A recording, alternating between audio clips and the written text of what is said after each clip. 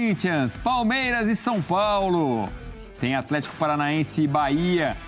Quer mais clássico? Quer mais rivalidade local? Ó, Atlético Goianiense e Goiás. Ceará e Fortaleza. E aí temos, Antero, diga, o torneio Rio-Minas. Cruzeiro contra Fluminense, é o Fábio contra a sua ex-equipe. Botafogo e América. E um reencontro que vai pegar fogo entre Flamengo e Galo. É importante a gente pontuar que teremos, para a próxima fase, para as quartas de final, um novo sorteio. Então a gente não sabe quem pega quem, como é na Libertadores, né, que já sabe o caminho. O que você achou do sorteio?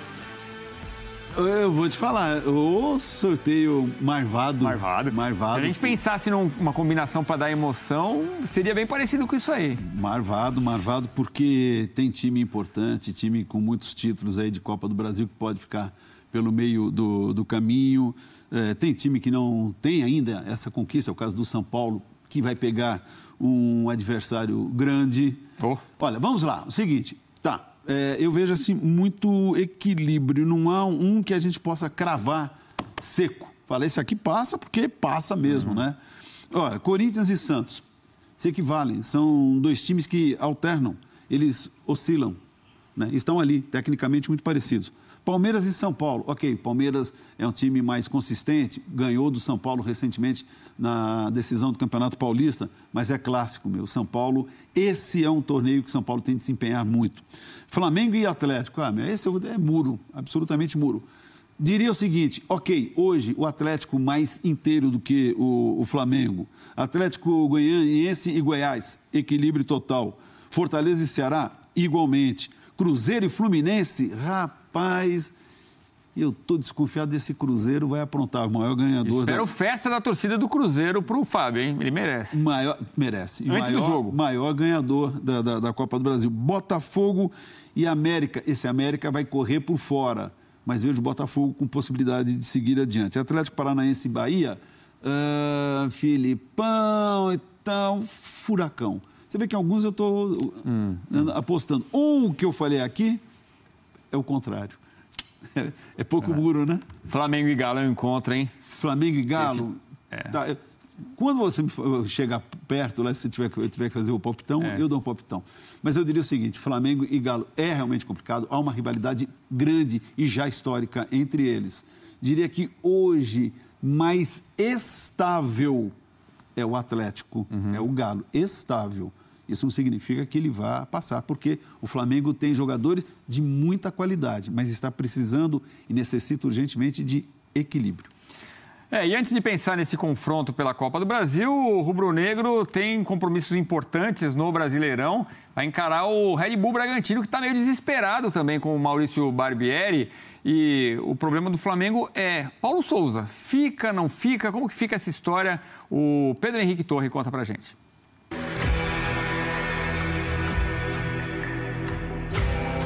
Expressões fechadas, caminhar em silêncio.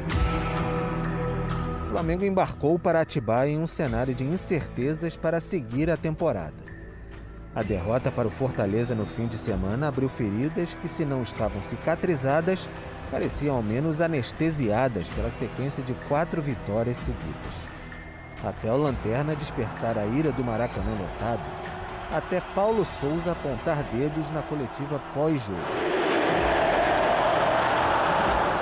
Um primeiro tempo desastroso, tecnicamente muito erróneo, a nível individual. Todas as decisões individuais foram erradas, todas. Coisas simples, quase sem pressão, precipitação, passes que deram a oportunidade ao nosso adversário na primeira parte de não só concretizar um golo, mas poderem ter mais 2 oportunidades claras. Há uma pressão, há uma exigência muito grande da nossa torcida, do nosso clube, porque essa exigência é vencer e não podemos errar. Por isso, hoje, sobretudo, fomos muito errôneos e sofremos com isso. Paulo Souza viajou para os jogos contra Red Bull Bragantino e Internacional ainda como treinador do Flamengo. Mas se volta no cargo, é uma grande incógnita. O clube se vê obrigado a buscar opções, imaginar um cenário com um novo comandante e calcula cada passo em um panorama bem delicado. Ao contratar o português e sua vasta comissão técnica no fim de 2021, o Flamengo mais uma vez apostou na fórmula de porteira fechada. Uma equipe completa para gerenciar o dia a dia do futebol. Caso o presidente Rodolfo Landim decida dispensar Paulo Souza, não há no momento um profissional para fazer a transição até um novo nome. Internamente, há quem aposte que nem mesmo 2 vitórias fora de casa salvam a situação do atual treinador. A atmosfera é pesada. Contra o Red Bull Bragantino, Paulo Souza vai estar na área técnica do Flamengo. Mas na novela rubro-negra da vez, o protagonista nunca sabe se vai estar no capítulo seguinte.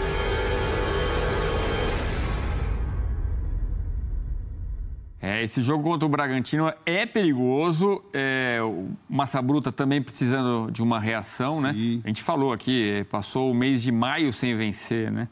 E aí, a gente estava falando da Copa do Brasil, os jogos serão daqui 2 semanas, no miolo da semana também. Será que o Paulo Souza chega a enfrentar o Galo? Eu vou te falar, rapaz, olha o tom dos boletins que a gente tem, dos repórteres, não estou falando da ESPN, não, hein? Só. Pega nos sites, pega outras emissoras de televisão, de rádio, todos estão na base do será que fica, não sei. Ou seja, gente, se ele cair, é a queda mais bola cantada dos últimos tempos aqui no nosso futebol.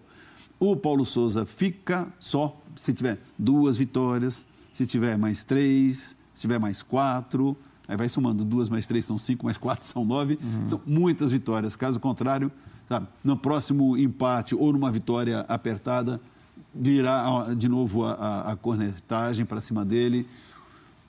Resumo da história, já porque, pelo adiantado da hora, pelo que a gente conhece do futebol, e o Pedro já deu a dica.